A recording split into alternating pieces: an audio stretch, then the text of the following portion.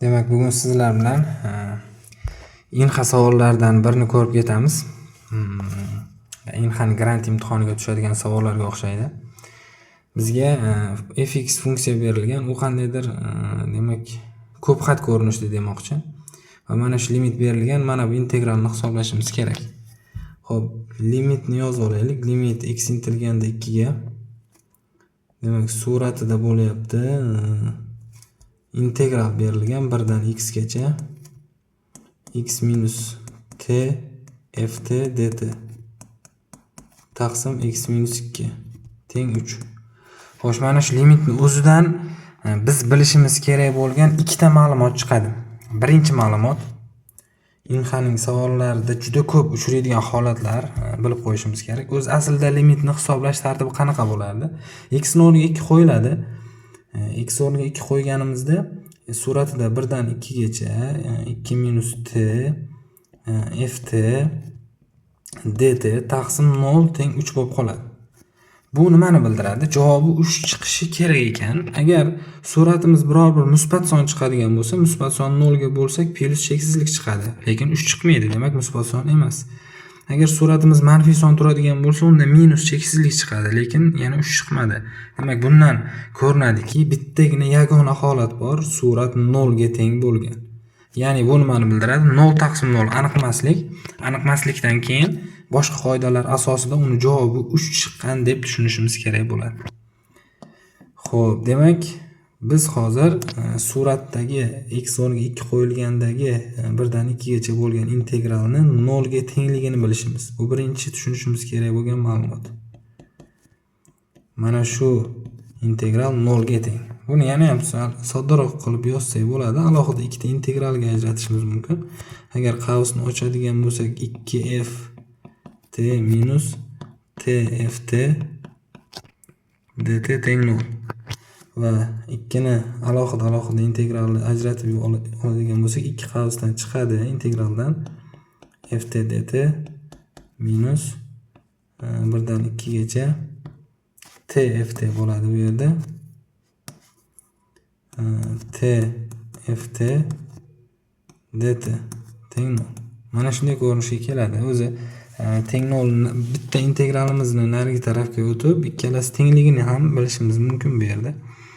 Shuni ham yozib qo'ysak bo'ladi. Demak, bu yerda 1 dan 2 gacha tft teng 2 ko'paytiruv 1 dan 2 gacha demak ft dt ga teng ekan.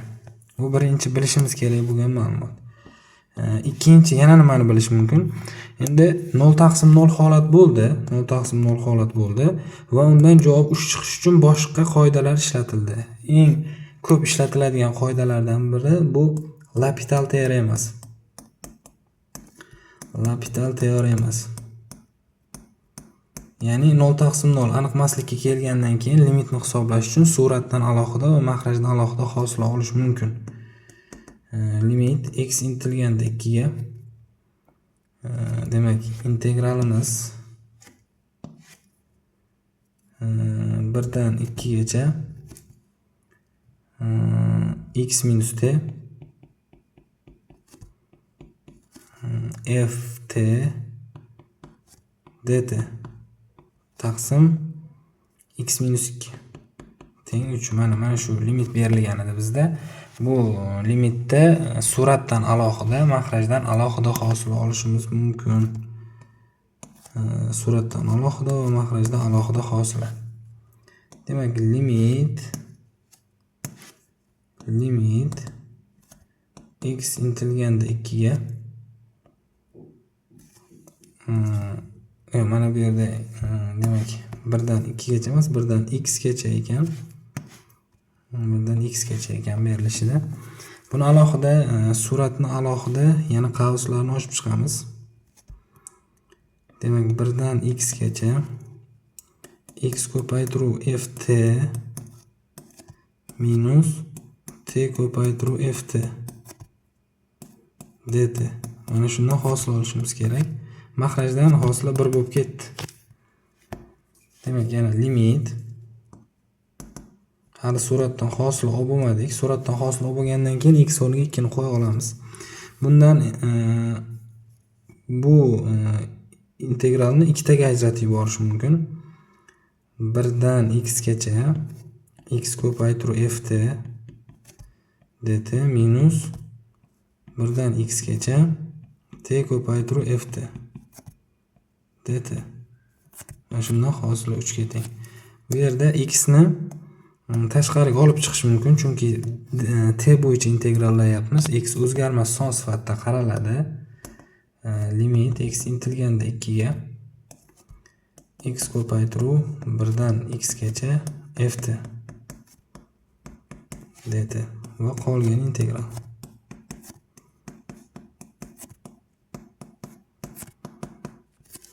Xo'p, bu yerda hosil olishni boshlaydigan bo'lsak, mana buni o'zi murakkab ko'paytmani hosilasi, chunki bu yerda ham x ga bog'liqli biror funksiya, bu yerda ham x ga bog'liqli biror funksiya, shuning uchun ko'paytmadan hosil olinadi. Limit x intilganda 2 ga ko'paytmadan hosil avval birinchidan hosila bo'lsa 1 ga aylanadi. Ikkinchi integral plus birinchisining o'zi ikkinchidan hosila deganda mana buni hosilasi tushuniladi. Bu yerda to'g'ridan to'g'ri bilishimiz kerak. Avval mana bundan integral olyapsiz, keyin hosil olyapsiz. Va x qo'yganingizda u yerda fx paydo bo'lib qoladi. Mana shu joyini yaxshi tushunish kerak. Avval bundan integral olinadi, keyin x qo'yiladi, keyin 1 qo'yiladi. 1 qo'yganda o'zgarmas songa aylanadi. Undan keyin yana hosil olinsa o'ziga qaytadi, faqat x qolib ketadi bu yerda. Keyingisi ham xuddi shunga o'xshash holat.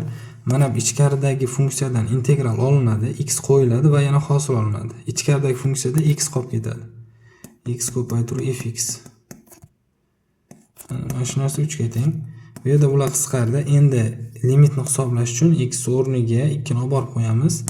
Shunda bizda bo'layapti 1 dan 2 gacha ft dt teng 3 ga tengligi. Mana bizga juda muhim ma'lumot kerak edi. Bundan nimalarni bilishimiz mumkin? Mana yuqoridagi birinchi ma'lumotdan foydalanadigan bo'lsak, 1 dan 2 gacha ft dt 3 ga teng bo'lsa, mana bu qismi 3 ga teng. Demak, biz ikkinchi qismini topa olamiz. 1 dan 2 gacha mana bu yerda yozamiz. 1 dan 2 gacha t ko'paytiruv ft esa yuqorida yozganmiz. Mana 2 ko'paytiruv hozirgi topgan ifodamiz, ya'ni mana bu 3 ga teng bo'lsa, bu 6 ga teng. Xo'p, bo'ldi. Ana endi bizdan nimani so'rayapti? So'ragan narsasiga e'tibor beramiz. 1 dan 2 gacha 4x plus 1 fx. Demak, 1 dan 2 gacha 4x plus 1 fx ni so'rayapti. dx. Buni alohida ajratib olishimiz kerak. 1 daniga yozib ketaman. 4 ko'paygan 1 dan 2 gacha x kar fx dx plus va 1 dan 2 gacha fx dx. Albatta o'zgaruvchini almashtirishimiz mumkin. X larni t ga alishtiradigan bo'lsak, 1 dan 2 gacha tft dt plus 1 dan 2 gacha ft dt. Buni alishtirmasdan to'g'ridan to'g'ri o'rniga qo'ysak ham bo'lardi. Mana bu qiymat 3 ga teng bo'lsa, mana bu o'rniga 3, buni o'rniga esa 6 ni qo'yamiz. Demak, 4 kara 6 plus 3 27 ga teng bo'lar ekan. Demak, shunday javobimiz albatta bor. Javobda. Shu va shunga o'xshash misollarning yechim qiziq bo'lsa, albatta bizning Telegram kanaliga obuna bo'ling. Telegram kanal Matematika 1997.